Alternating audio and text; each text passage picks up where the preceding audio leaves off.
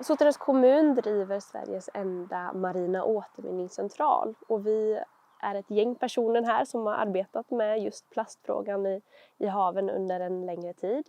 Jag är för tillfället projektledare från Sotenäs håll i Smart Policy-projektet. Men sen så har vi ju ett fantastiskt gäng här som har just materialkunskapen, vi har platschefen, vi har tekniker, vi har personer som arbetar med producentansvaret i andra material förut, standardisering. Så att vi är ett gäng här med en bred kompetens kring just fiskenät och plast i haven.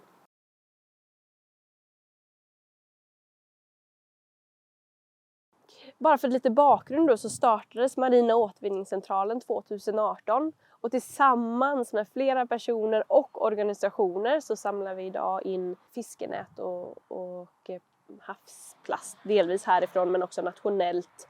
Vi tar hit det genom andra projekt och så och sen delar det i fraktioner och sen även har flera innovationsprojekt och se liksom vad kan vi göra med den här plasten.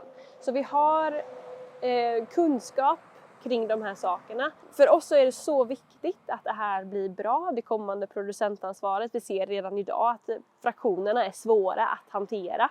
Så viktigt att producenterna och de som sätter det på marknaden förstår det här. Vår roll är ganska praktiskt. Vi har tät kontakt med Havs- och vattenmyndigheten och andra projektparter för att göra olika tester i projektet. För att kunna lagra data och rapportera data så att det kan senare bli ett bra underlag till det kommande producentansvaret.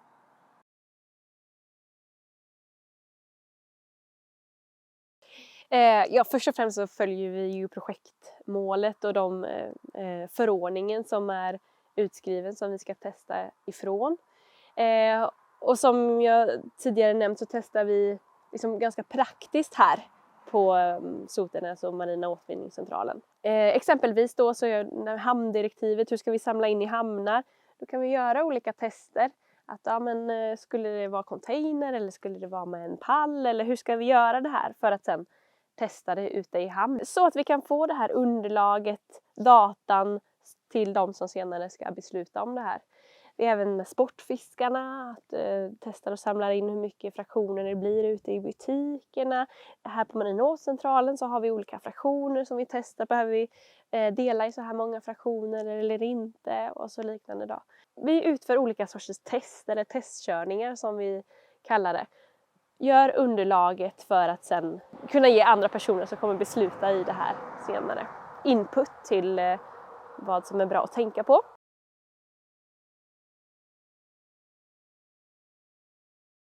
Ja, alltså projektägaren är som Havs- och vattenmyndigheten, Naturvårdsverket finansieras av även Vinnova och så är vi med i det. Och här sker ju en väldigt tät dialog, mer än veckovisa avstämningar för att det här ska kunna vara löpande, för att alla ska kunna förstå de olika uppgifterna och kommunikationen emellan. Men med det sagt så är det ju otroligt stor organisation här omkring just med andra projekt och organisationer som är kopplade till den Marina återvinningscentralen för att kunna samla in nationellt och den här sorteringen här i arbetsmarknadsenheten som är med.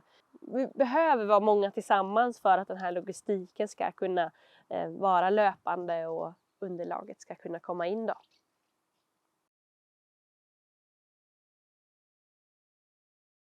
Här i Sotenäs kommun så sker ju arbetet med Marina återvinningscentralen där Sotenäs Symbioscentrum är en del som var med och starta just det här arbetet. De här lokalerna hyr vi från kommunens sätt och i och med olika projekt kan finansiera den här den här verksamheten. Som vi ser är den enda i Sverige och vi vill vara med och sprida budskapet. Det är svåra fraktioner, det är svårt att göra någonting med. Det är så viktigt att det här blir rätt så att det inte ligger och spökfiskar på botten eller gör annan oreda för miljön. Vi vill att det ska kunna bli bra för producenter, för användare, för de som, för oss som får in det sen som återvinning. Men framförallt för miljön i framtiden.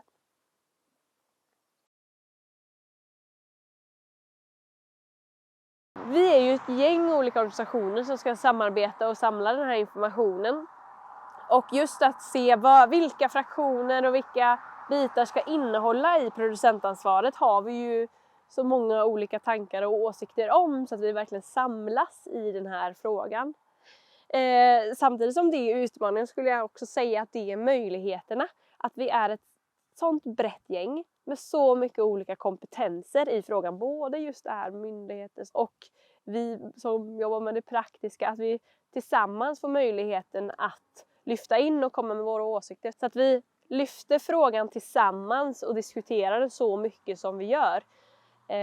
Då menar jag att vi får det bästa underlaget för det kommande producentansvaret senare. Men det här är ju, projektet är inte slut nu, så det är verkligen att arbeta vidare med frågan. Vi har en bit kvar för att vi ska kunna identifiera allting och kunna få fram det här underlaget.